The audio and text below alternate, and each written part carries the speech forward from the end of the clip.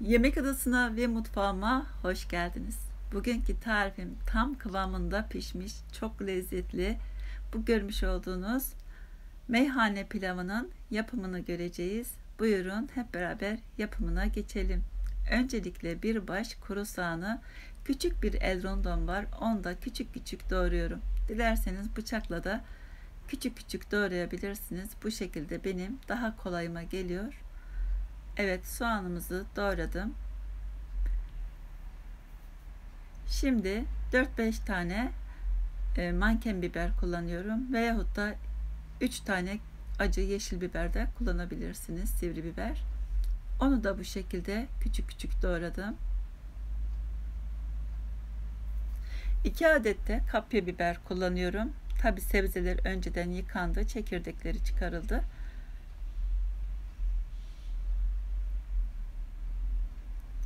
Evet, pratik bir şekilde onu da doğradım. Şimdi 2 adet domatesimiz var. Orta boy. Onu da yıkadım. Güzelce kabuklarını çıkarıyorum.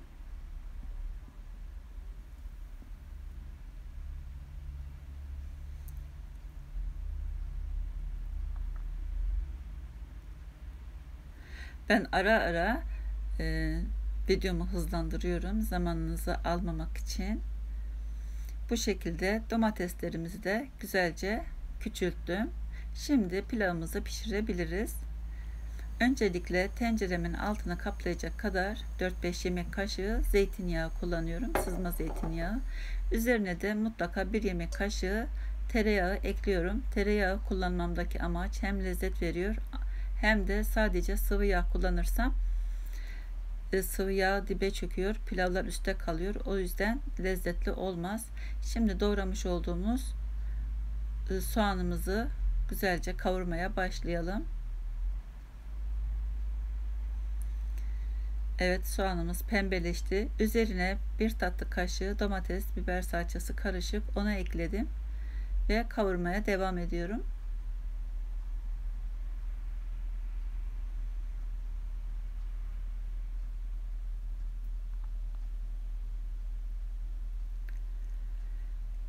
Salçamız kavruldu. Şimdi biberlerimizi ekledim. Kapya biber ve yeşil biberlerimizi.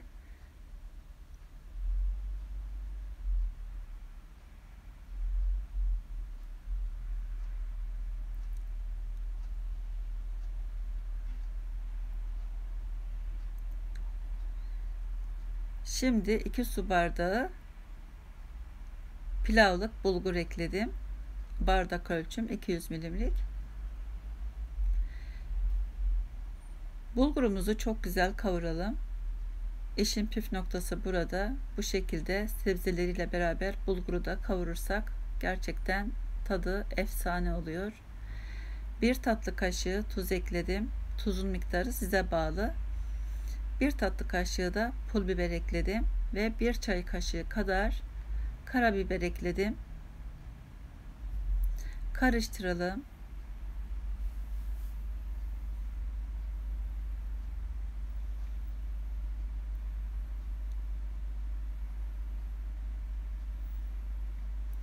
Genellikle lokantalarda yiyoruz ve Adana kebapların yanında geliyor ama çok az koyuyorlar tabağımıza bulgur pilavını. Lokantalarda nedendir bilmiyorum. Ama evimizde bu şekilde yapıp tüketebiliriz. Ben domatesleri de ekledim ve kavurmaya devam ediyorum.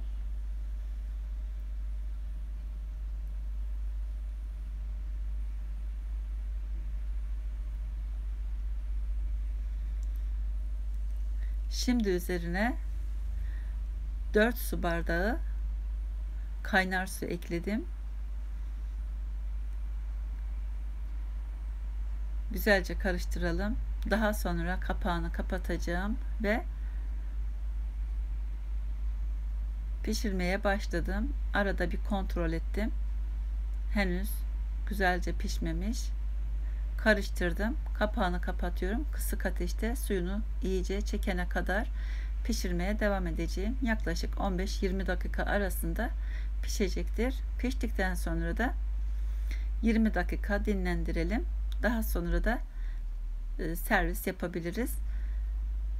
Dilediğiniz şekilde, isterseniz bir kaseye doldurup ters çevirebilirsiniz. Ben bugün doğal bir sunum yapmak istiyorum. Böyle bulgur pilavına yakışan bir sunum yapmak istedim.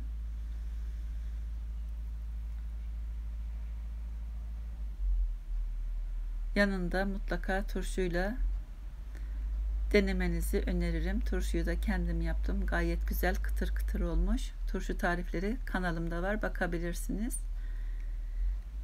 Yanında yoğurt, bol köpüklü ayran, domates ve yeşil biberle sunumumu tamamladım. Umarım tarifimi beğenmişsinizdir. Eğer beğendiyseniz lütfen beğen tuşuna basıp, abone değilseniz de abone olup bildirim zilini açarsanız tariflerimden anında haberdar olursunuz paylaştığım zaman.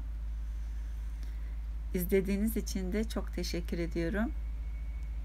Başka tariflerde, başka videolarda görüşmek üzere. Hoşça kalın. Afiyet olsun.